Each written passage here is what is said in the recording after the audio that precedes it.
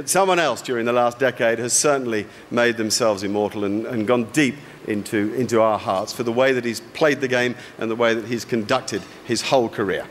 Adam Gilchrist.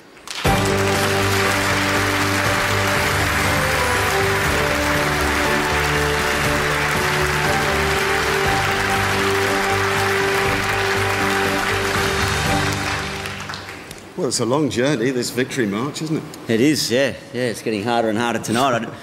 I didn't think everyone that spoke tonight had to say something about me. I start weeping soon, but yeah, it's been overwhelming, the whole response. Any part of you rethinking? Not at all. Look, I've never been surer, and every day I wake up I'm more excited about what lays ahead in my career ahead. I guess I've looked at a career as being a life, and I've had the cricket segment of my career, and I really look forward with great excitement, and I know Mel and my family do as well, about what lies ahead. But you know, not being disrespectful to what's happened in the past sort of 10 to 12 years, it's been just amazing. All right. The World Cup final was a spectacular innings for you. We've already referred to 3 World Cup wins in a row. Let's talk a bit about the squash ball. We've got some footage from the match in Barbados, but it's an extraordinary thing. The Sri Lankans made a fuss about it, God knows why. What's the squash ball about?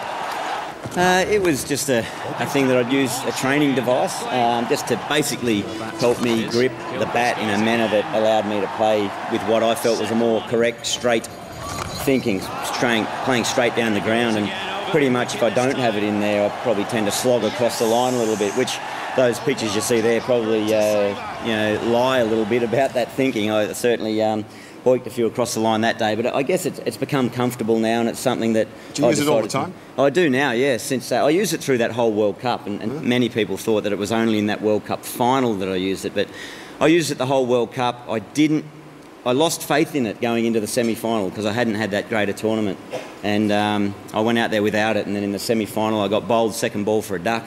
And as I walked off, I thought, well, if we get to the final, I'm going to bring the squash ball back, and it worked. For anybody that doesn't know, he puts a squash ball in here to control his bottom hand. It's quite an unusual thing.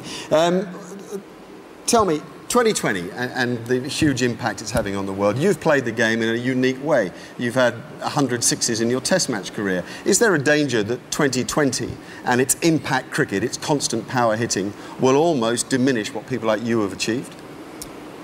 No, I look at 2020 as a totally, almost at the moment, and I think we need to take time with this. It's come at a rush, and we need to take a big breath, and hopefully we come through and see where it heads to. But at the moment, it's almost more entertainment. It's a product, which is great for the game, and used wisely, it'll enhance the game, the longer versions of the game. So that's the way I see it. I don't think anything's going to be lost of the history of what, you know, the 120 odd years of Test cricket, the players that were a part of that achieved. That'll always be there, and I think cricket, those versions will survive. But it's an entertainment product. It's the world we live in, and I think I was a reluctant starter with it initially. I was a bit like that. No. I'm sort of old school, but I've realised how valuable it is and how we can use it. You've got this remarkable record with the gloves on. People talk so much about your batting, 379 catches and 37 stumpings in Test cricket, 416 catches and 35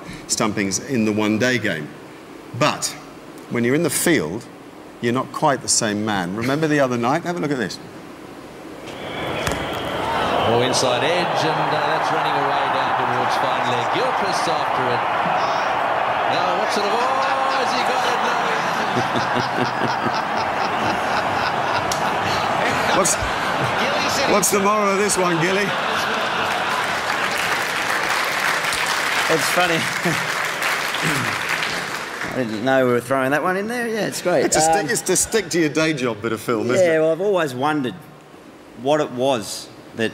I always thought, I went to the SCG once and I waved to Rod Marsh when he was keeping, and he waved back, and I thought that was my calling, that I had to play for Australia as a keeper. But I wasn't sure on that. I wasn't certain. That was only in my mind. So I've always wondered why I was a wicket-keeper, and that was confirmed the other night.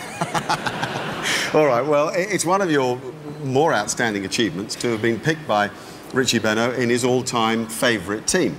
It's a side that includes Bradman and Sobers and many others of the finest names that have played the game. And we've got a little surprise for you this evening, something that Gilly knows absolutely nothing about. So to bring it to us, ladies and gentlemen, the incomparable Richie Bennett.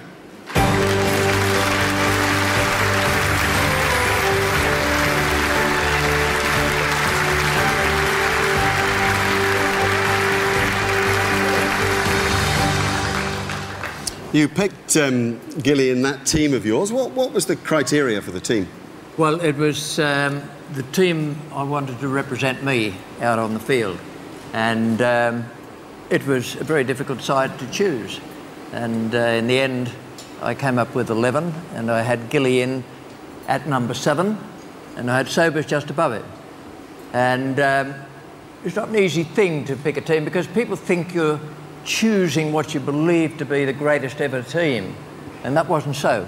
This was the side I wanted to represent me on the field, and it had some great cricketers in it, and it had Allan Gilchrist, because I saw him in his debut up in Brisbane, and then I saw him in the match you've already seen and talked about and listened to down at Belrive Oval in Hobart when Australia beat Pakistan with that remarkable partnership between Allan Gilchrist and Justin Langer.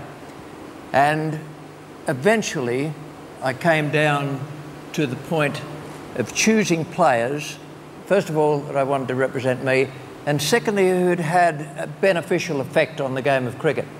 And there's one here tonight, Shane Warne, who changed the face of cricket in one way by bringing back leg spin, and that was in 1991 and onwards.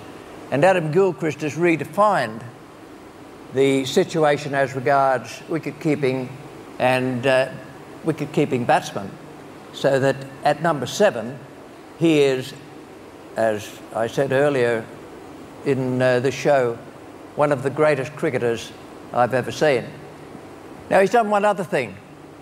He's made the commentary team very, very happy, because it is possible to get a dull day's cricket, but very rarely with cricketers like Allan Gilchrist.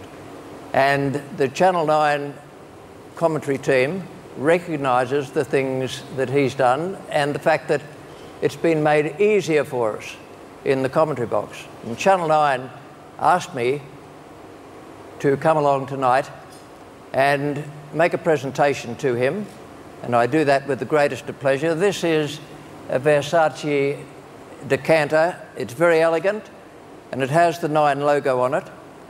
And at different stages, we all have something in our living rooms and in our bars and our locker rooms, and I hope you've got a bit of Shiraz of high quality. I suspect you will have, and that it will go into this decanter.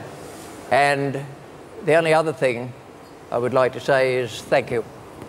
Thanks, mate. Thanks, mate. It means so much. Thank you. Gilly?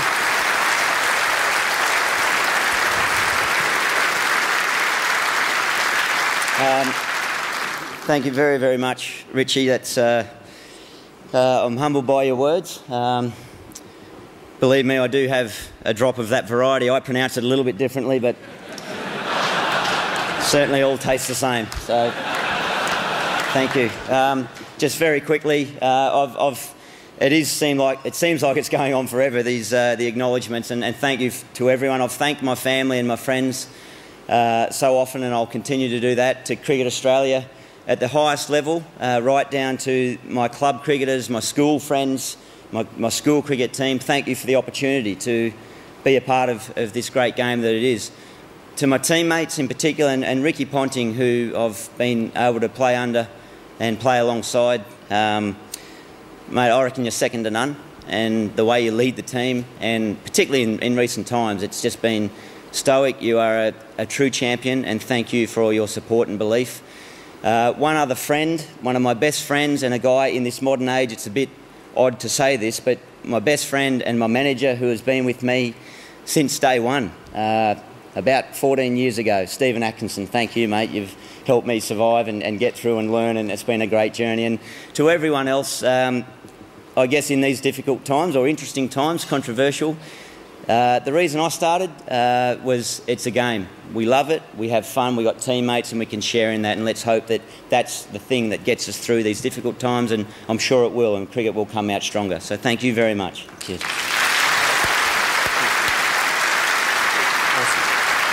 Ladies and gentlemen, two of Australia's greatest, two of the world's greatest, Richie Benaud and Adam Gilchrist.